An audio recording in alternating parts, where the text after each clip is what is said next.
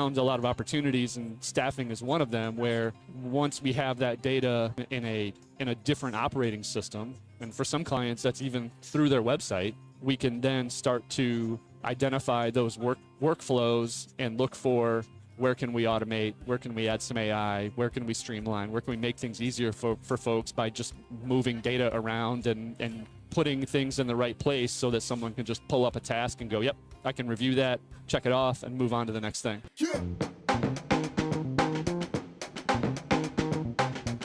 All right. Okay. Cool. We are here with Mike Whaling. Mike, go ahead and introduce yourself. Yeah, Mike Whaling, president and founder of 30 Lines. We're a digital marketing studio. We've got the traditional agency. We do all of the, the typical websites, email, lots of SEO and content. And, that's been fun. We can have a conversation about how that's evolving. And then we've also built out our SaaS platform, which is RentPress. Been working on, that full stack marketing platform specifically for multifamily. Cool. And just for this is more of my own curiosity because we have a similar services and tech component. Yeah. How do you determine your focus? Listen, I pay attention to how people shop and how people behave. And that's what drives us is what does consumer behavior look like and where does our marketing need to go to make sure that our clients' marketing aligns with how people want to shop. Yeah.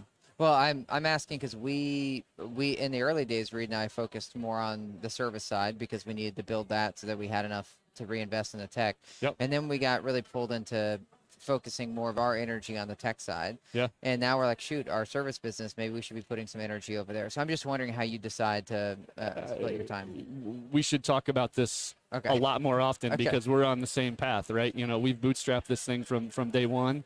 And, we've built the service side of the business and used that to subsidize the software. Yeah. And now we're, but at the same time, we also see that this isn't a self-serve industry.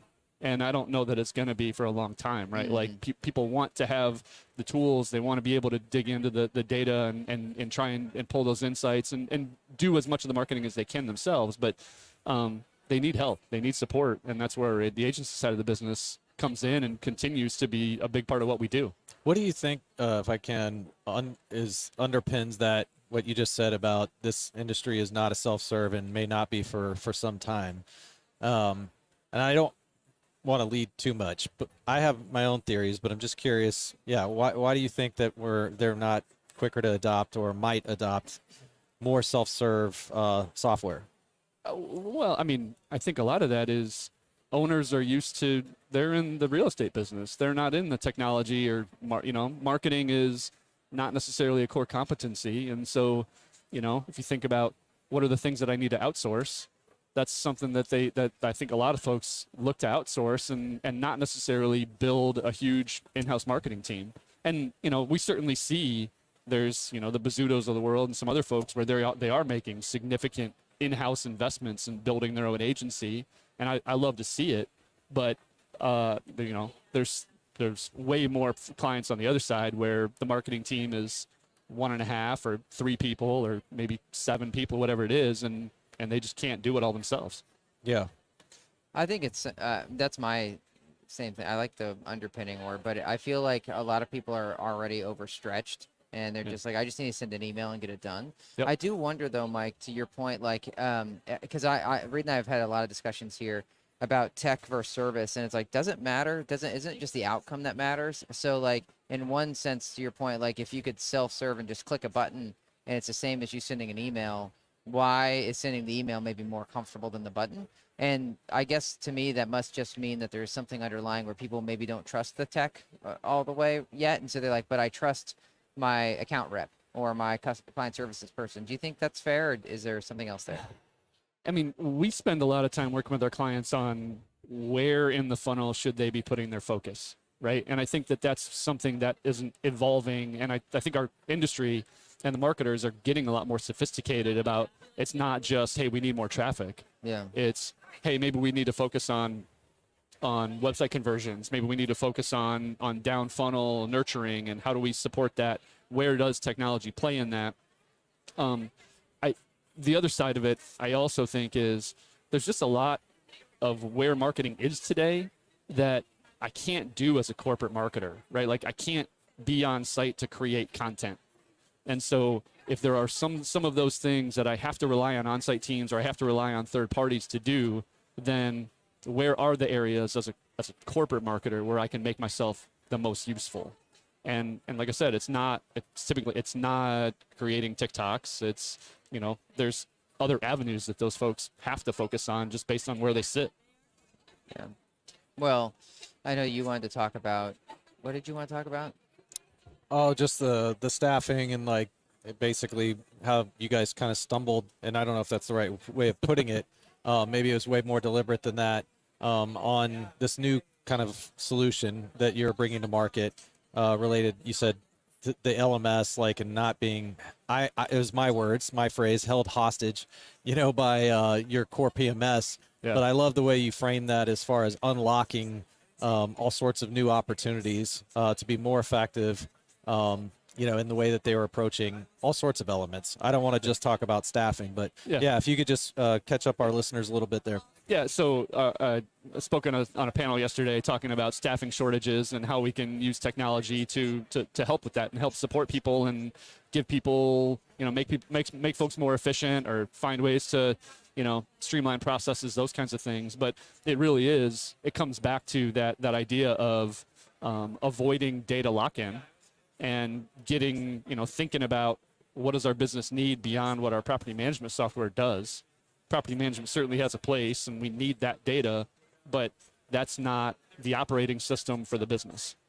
And I think that once you start to realize that, hey, I can build my own operating system and kind of customize that and tailor it to what we need for different parts of the business, pull in the property management data when we need it, now all of a sudden I have a lot more flexibility to build the business the way that I want to based on our staffing model and our, our bandwidth capabilities, those kinds of things. So we found, we found a lot of opportunities, and staffing is one of them, where once we have that data in a different operating system, and for some clients that's even through their website, we can then start to identify those workflows and look for, where can we automate? Where can we add some AI? Where can we streamline? Where can we make things easier for folks by just moving data around and putting things in the right place so that someone can just pull up a task and go, yep, I can review that, check it off, and move on to the next thing. You mentioned that when I think David asked you offline, but where your focus is, and you said it is very much based on behaviors, I'll say trends, but like what's most important, how are people shopping? And this was mostly tied to marketing. But as it relates to this subject, how does this fit in with the massive trend right now of centralization? Yeah. So as you're talking about, kind of this expanded operating view, right? Not just everything it's the catch-all of like the PMSs. How do you see that fitting into this locomotive of centralization? I mean, it's all about specialized roles. And how do you have that one person that can focus on accounts receivable or, collections at the property level? We've certainly seen that, like, that assistant property manager role is one that's easier to centralize. For us, we focus on the marketing side, and we look at centralization more from how do you provide optionality to the prospect. We see this a lot with sister properties end up competing against themselves. And, if you look at your own keyword data in your PPC campaigns, you probably see sister properties that compete against themselves for 2-bedroom and near Denver Tech Center, right?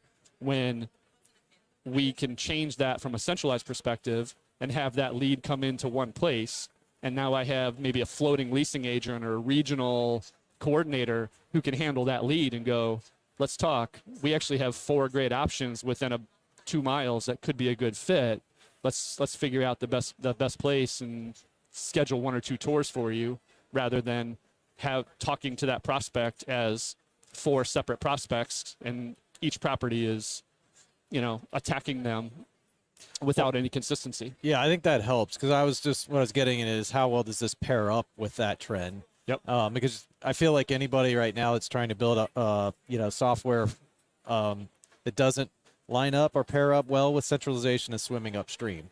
I mean, it's such a big trend right now. So if you're talking about, things that sit outside of like the core PMS or are not going to scale. Like, yes, there's value at the property level, but how does this work with my full portfolio? I think it's really tough. So I appreciate like how you position that. It sounds like it could pair really well with centralization.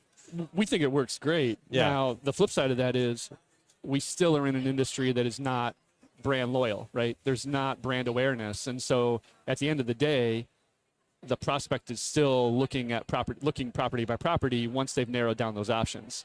So we see centralization. I think there's still a huge opportunity for building some regional brand awareness, because once I know, hey, I've heard of Cortland, I've heard of Avenue 5, I've heard of, Mark Taylor.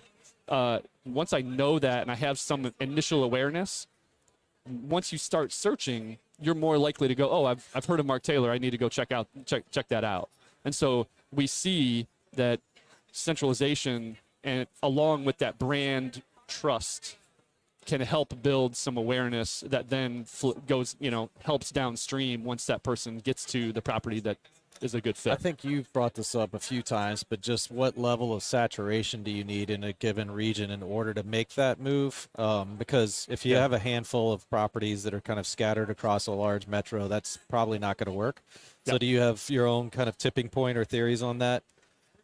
I mean, it doesn't have to be huge. We've seen it work well with as few as 3 or 4 properties in a metro area. Yeah, we did 4 properties in Cincinnati, and it worked fantastic. Interesting. It's almost like an RPM model, but for leasing.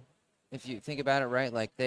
When there are folks in the Front Range that have like a property in Colorado Springs, and then up in Fort Collins, and then Denver, and they call that good. So could you do something like that, or do you think that's like way too? When I say density, like I hear you in one. Yeah.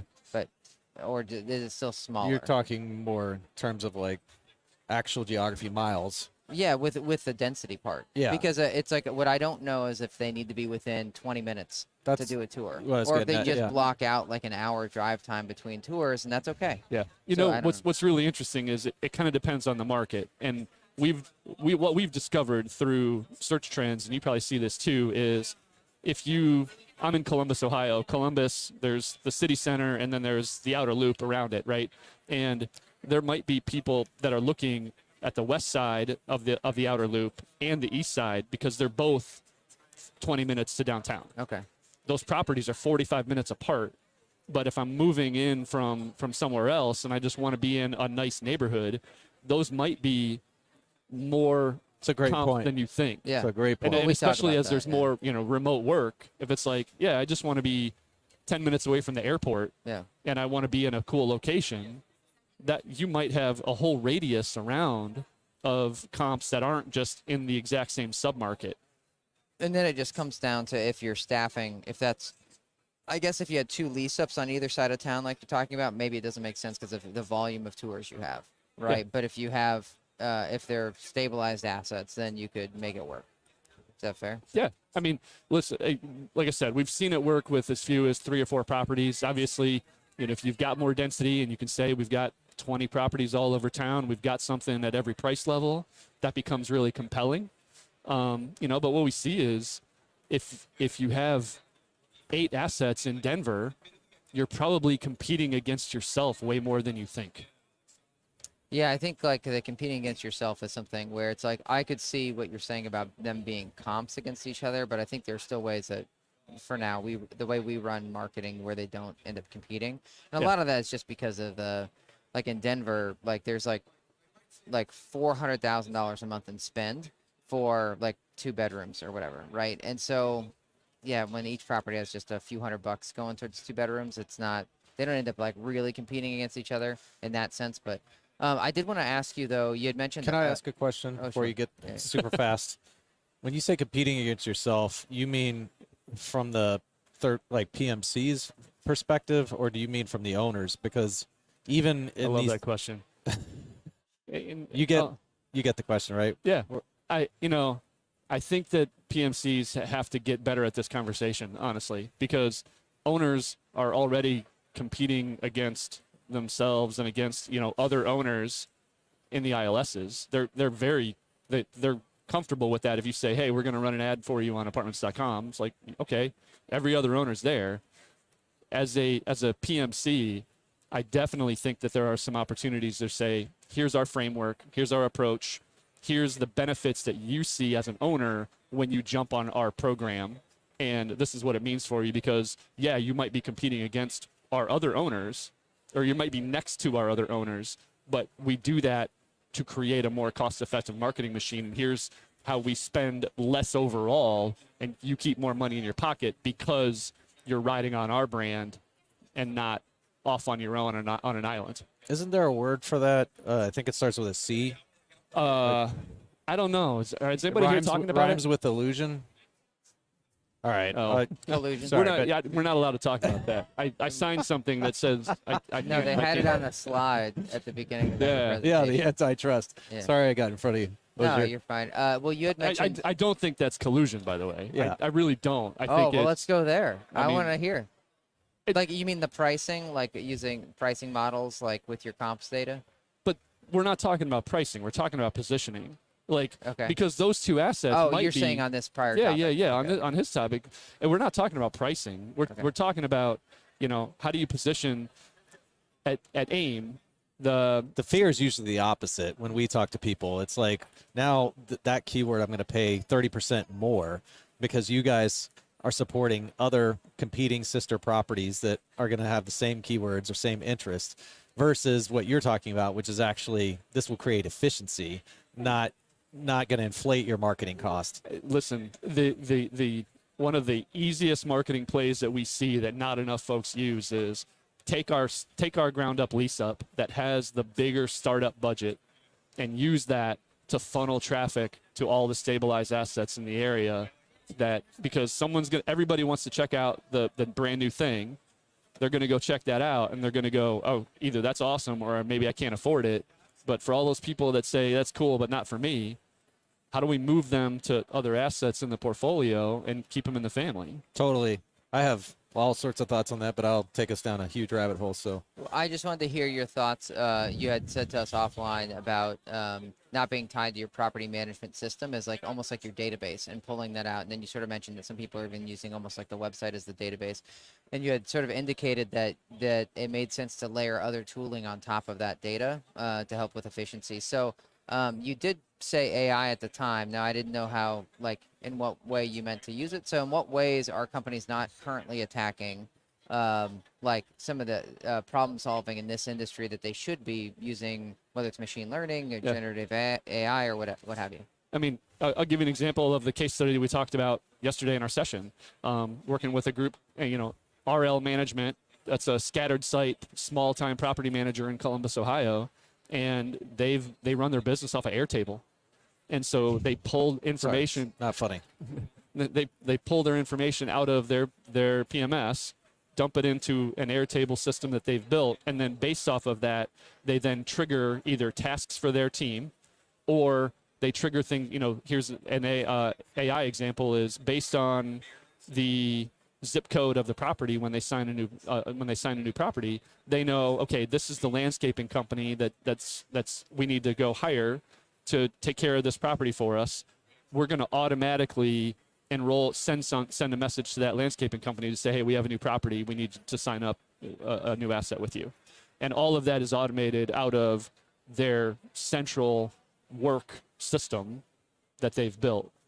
And they connect that to a project, like a task management tool for their own team. So they use Notion for some things, but they've gone through and mapped all that stuff out and said, here's the information we pull out of the PMS. Here's all of the other things that we want to do with it to streamline our operation. So the issue, it sounds like, that they're trying to solve is that they have a lot of workflow things that need to happen based on information that's normally in the PMS, and there's not currently a nice system that helps you automate that workflow. Is that fair? Yeah. And I'm just tying this to, who did we have on yesterday with the moving? Updater. That Updater was, was saying that's Jenna, kind of what yeah. they're doing for the consumer, more on the move side. But That's right. there's a lot of other processes you're saying on the management side that aren't solved yet. This is, you guys are EOS, right? Yeah. And EOS, that's part of EOS, right? Is map all the processes. Yeah. And once you do that, you really quickly find that your PMS is not built to help you execute those tasks. Yeah. You see all the gaps. Yeah. It's almost a way to baseline or do an audit Yeah. Like, how efficiently are we operating? Right. You know, if you map all those processes and then like try to, see how those pair up and keep using that with the PMSs, you'll identify all sorts of issues, Yeah. or opportunities.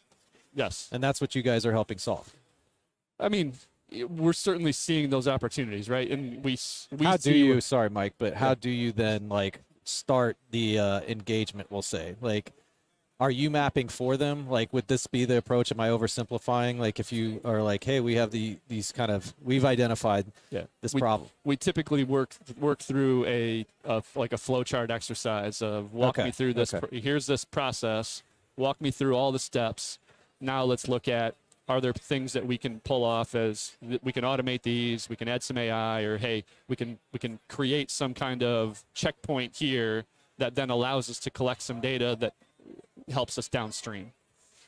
How long does that take? I mean, it depends on the customer. You know, we've had some people that have already had that done, and they're just like, we need help with the tech. Yeah. And we've had some folks that are like, we don't know. And would You know. that typically be with a corporate office? Yeah. Yeah, that's what I was going to say. for sure. Can't imagine doing that discovery like one property at a time. Yeah. Yeah. Do you think that what some of those things that you're talking about that you're solving, do you when does it make sense for a company to make that investment? And I say that here because even at Digital, like there's a lot of systems that we've homegrown, Yep. like in similar ways using Airtable and Notion and whatever. And then there are other systems where it's like, well, it's not really set up that way, but sure, you could maybe customize Salesforce or whatever to do it. And the challenge I think we're facing is we've heard this rule for service companies that as you grow 20%, your old systems don't work anymore and you need to retool them. But we're growing more than 20% a year. So for us, it doesn't. Is it realistic for us to swap out every system every year? No. Right. And so then therefore it's like, well, do we just agree to live with it, that it's not going to work with us for X amount of time? Or do we kind of like, time to reinvest in this thing, but if we reinvest and make this Airtable Notion thing, guess what? We're going to grow 20% and it's going to be null and void anymore anyways, and we got to do something else. So I'm just curious how you coming in to help advise some of these companies, when do you say, yeah, go ahead and do that versus just live with the suck for a while, you know? I think the more, listen, we face the same thing, right? And I think that number is right. I've kind of always thought of it as like 30%, but 20 is probably just as accurate. I've always thought about, it really doesn't matter where you're at. The more you can do to get the data in a manner that, in a way that you can control it, the more options you have later, right? Okay. And I think that's whether it's Airtable or building your own, Snowflake. We've seen there's a lot of different ways to do that.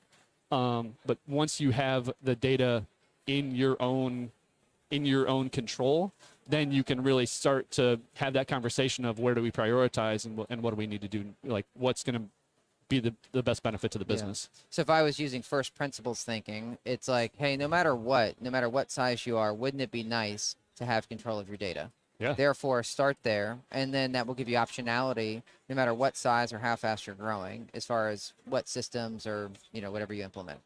And I think, from what we see, I think that certainly operators and property managers are starting to recognize the value of that. And, I think over the past 20 years, we've ceded a lot of control of that data, and now we're starting to try and claw it back.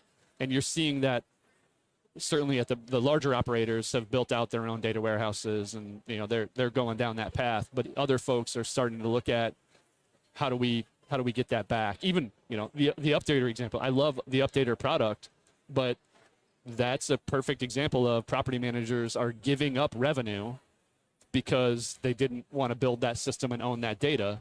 Whereas if they want to go through that process of building out their own Updater, they could, and then they can take all that revenue. I mean, Updater's free to the property manager because of the revenue that they make in the checklist that they put together. Yeah, those transactions, right? Right. So it's like, if you want to go after that income, you can, but you've got to have the the internal capacity and gumption to go do it. Yeah. It's the whole buy versus build, and I Yep. think as a property, I mean, that's getting harder and harder to.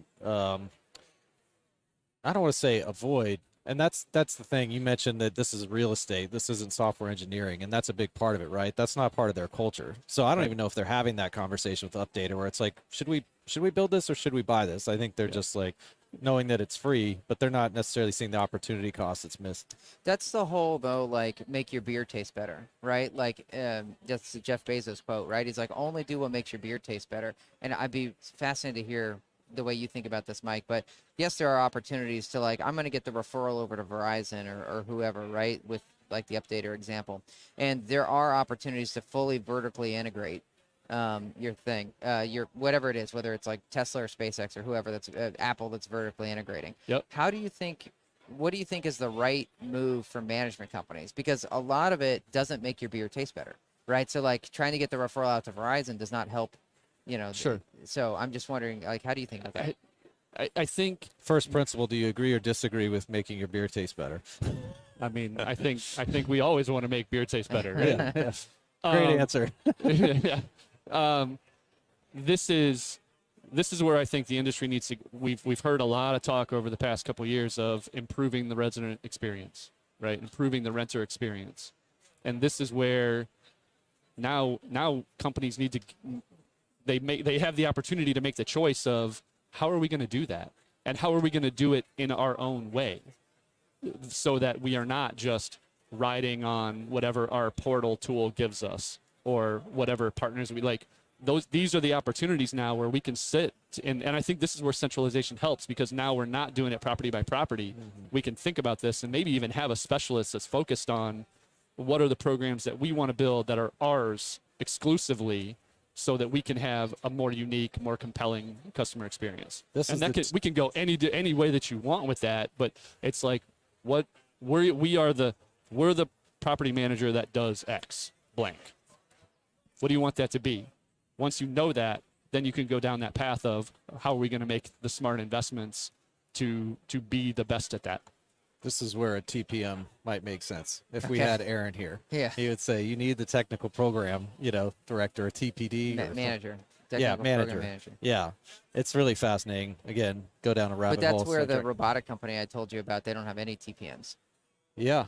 It's like- I wish Aaron were here. It'd be Yeah, fun. yeah, fun. you gotta That's talk. our new CTO, and he's brought all sorts of new roles, new ideas, as we expected. Yeah. Came from Netflix and a little bit larger company than Digital, so a Little bit. yeah, I think I've heard of them. yeah. They Well, haven't, really made the impact on multifamily like us, though. No, you think not at about all. They're not even close. So, You gotta win somewhere.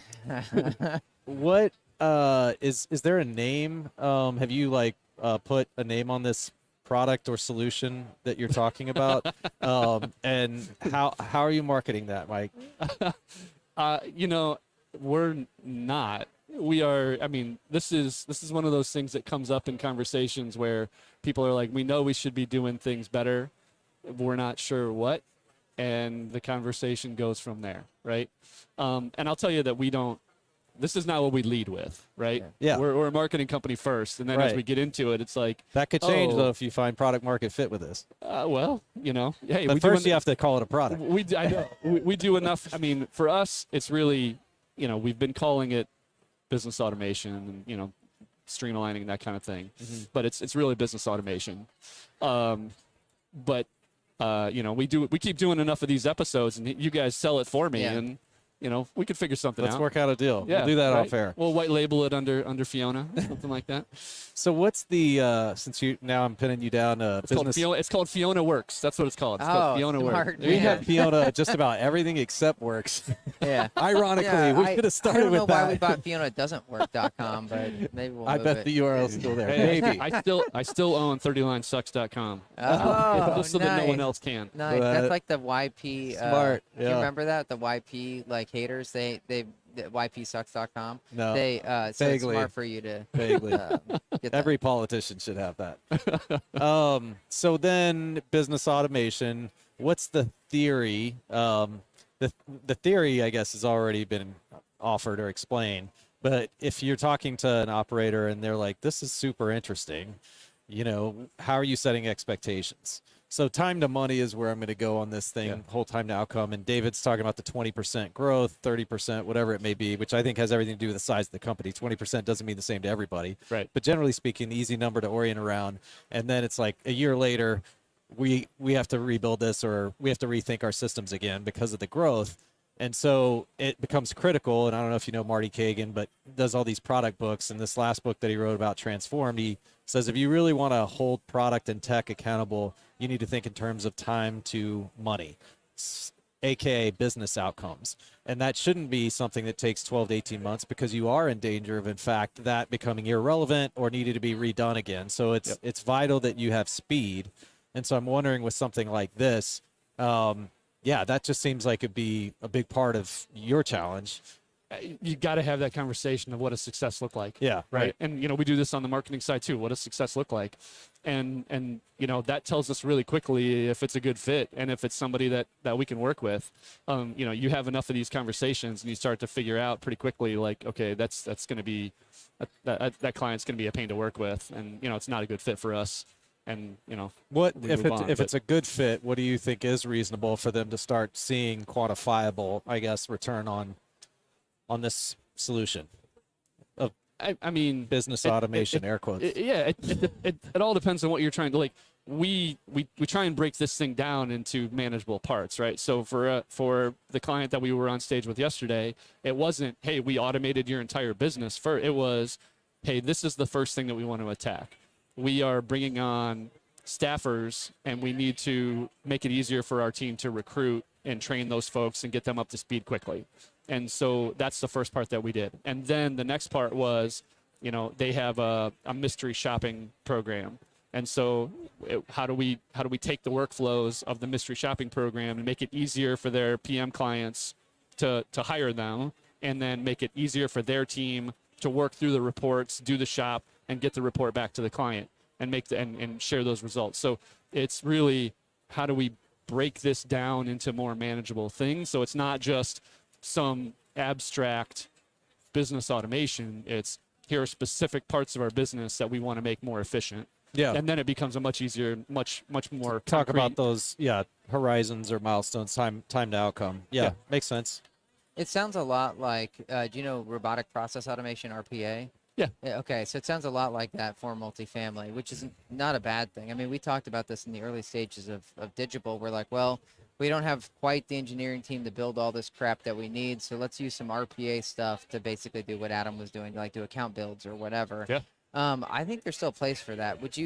A lot of other people, I feel like, I don't know this to be true, but I'm not hearing about RPA as much, so I'm wondering if too much of the AI magic is like hitting, where people are like, use AI for this, use machine learning for that. Do you think I'm that's right? Or I think there's way more opportunity for automation than AI today. Yeah. Okay. And, I certainly think that AI is getting better, and you're silly to not be looking at it, right? There are certainly applications. You need a human at the beginning. You need a human at the end. But if you're not looking at AI, I think you're missing out on efficiencies.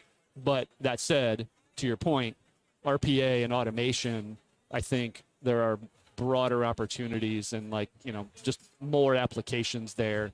It's not as sexy.